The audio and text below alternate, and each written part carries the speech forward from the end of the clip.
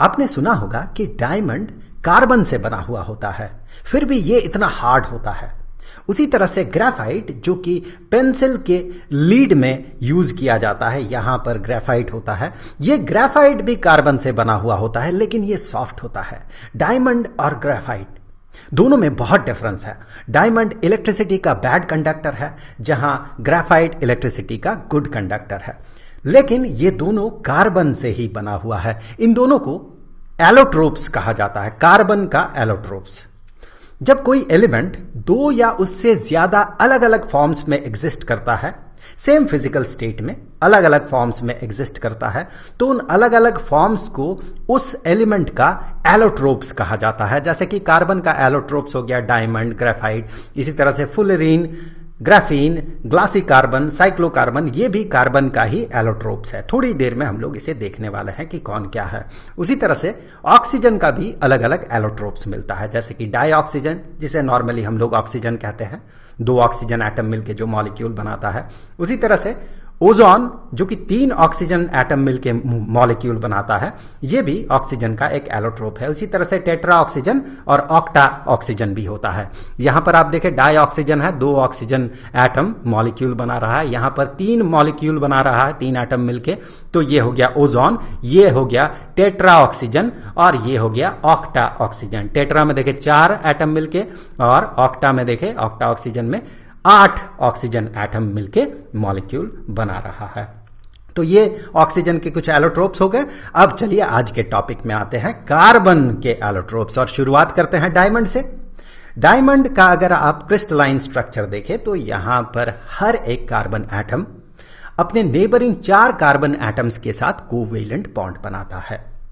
हमें पता है कि कार्बन कोवेलेंट बॉन्ड बनाता है, और चूंकि इसके आउटर मोस्ट ऑर्बिट में 4 इलेक्ट्रॉन्स होता है, 4 इसे और चाहिए होता है, इसीलिए 4 इलेक्ट्रॉन शेयर करता है और ये अपना ऑक्टेट पूरा करता है, 4 कोवेलेंट बॉन्ड बनाता है। तो यहां पर इस एटम को देखें तो ये 4 बॉन्ड बना रहा है। आप अगर इस एटम को देखें तो यहां भी 4 बॉन्ड बन रहा है। अब इसको अगर देखें तो आपको 2 दिखेगा, लेकिन 2 इधर है जो कि यहां पर ड्रॉ नहीं किया गया है। इसी तरह से डायमंड के क्रिस्टलाइन स्ट्रक्चर में हर एक कार्बन एटम अपने नेबरिंग 4 कार्बन एटम के साथ एक एक कोवेलेंट बॉन्ड से जुड़ा हुआ होता है। और चूंकि यहां पर चारों का चारों जो वैलेंस इलेक्ट्रॉन्स है, ये बॉन्ड बनाने में खर्चा हो जाता है, तो यहां इस क्रिस्टलाइन स्ट्रक्चर में कोई भी फ्री इलेक्ट्रॉन नहीं होता है, जिसके कारण कि ये इलेक्ट्रिसिटी का बैड कंडक्टर होता है। और चूंकि कोवेलेंट बॉन्ड बहुत स्ट्रांग बॉन्ड होता है और सारे के सारे एटम्स जो है अपना ऑक्टेट को भी फुलफिल कर रहा है और 4 स्ट्रांग बॉन्ड्स बना रहा है, इसीलिए ये इतना हार्ड होता है, स्ट्रांग होता है। अगर आप ग्रेफाइट को देखें तो ग्रेफाइट का स्ट्रक्चर कुछ इस तरह का होता है। यहां पर कार्बन एटम अपने नेबरिंग 3 कार्बन एटम के साथ कोवेलेंट बॉन्ड बनाता है। तो फिर एक इलेक्ट्रॉन जो एक्स्ट्रा बच जाता है उसका क्या होता है? देखिए, कार्बन के आउटर मोस्ट ऑर्बिट में 4 इलेक्ट्रॉन्स हैं, तो एक एक सिंगल बॉन्ड बनाने में एक एक इलेक्ट्रॉन खर्चा हो गया।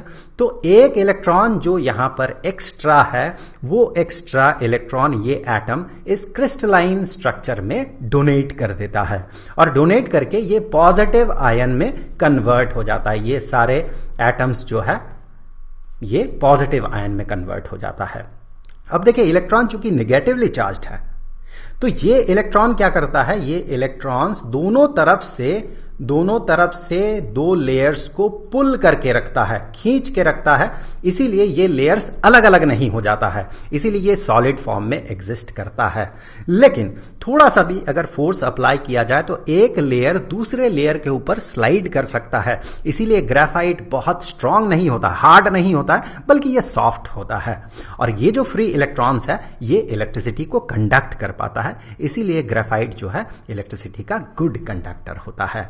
इसी तरह से आगे अगर आप साइक्लोकार्बन को देखें तो ये भी कार्बन का ही एक एलोट्रोप है।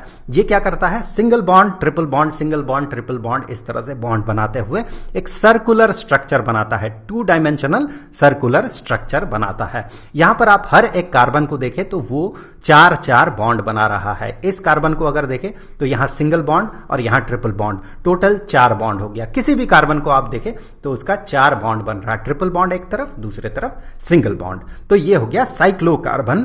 उसी तरह से फुलेरिन, ये भी कार्बन का एक एलोट्रोप है। ये 3 डायमेंशनल लगभग स्फेरिकल स्ट्रक्चर बनाता है। तो यहां पर आपको 60 कार्बन एटम, 60 कार्बन एटम मिलके जो फुलेरिन है उसका स्ट्रक्चर आपको दिख रहा है। उसी तरह से C20 फुलेरिन भी होता है, यहां पर 20 एटम होंगे कार्बन के। तो ये हो गया फुलेरिन का स्ट्रक्चर जो कि कार्बन का एक एलोट्रोप है। उसी तरह से ग्राफीन भी कार्बन का एक एलोट्रोप है। इस केस में क्या होता है, इस केस में हर एक कार्बन एटम जो है नेबरिंग 3 कार्बन एटम के साथ बॉन्ड बनाता है और ये सिंगल लेयर, एक ही लेयर होता है इसका, ये सिंगल लेयर स्ट्रक्चर है और इसे कहा जाता है ग्राफीन। उसी तरह से ग्लासी कार्बन भी कार्बन का एक एलोट्रोप होता है। ये बहुत ही इंटरेस्टिंग है।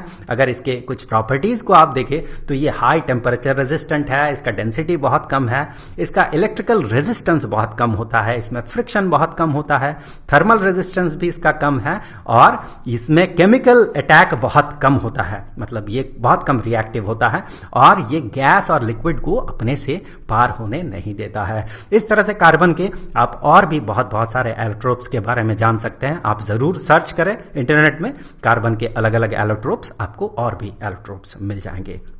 तो देखिए, इससे पहले पिछले वीडियो में हमने कार्बन के बॉन्डिंग के बारे में बात किया था, कार्बन किस तरह से बॉन्ड बनाता है, ये कोवेलेंट बॉन्ड बनाता है और उसके कुछ बेसिक प्रॉपर्टीज, इसका मेल्टिंग पॉइंट और बॉइलिंग पॉइंट कार्बन से बने हुए कंपाउंड्स का कम होता है, वो क्यों होता है, ये सारे बेसिक प्रॉपर्टीज के बारे में हमने पिछले वीडियो में बात किया था। उस वीडियो का लिंक आपको यहाँ पर स्क्रीन पे मिल जाएगा।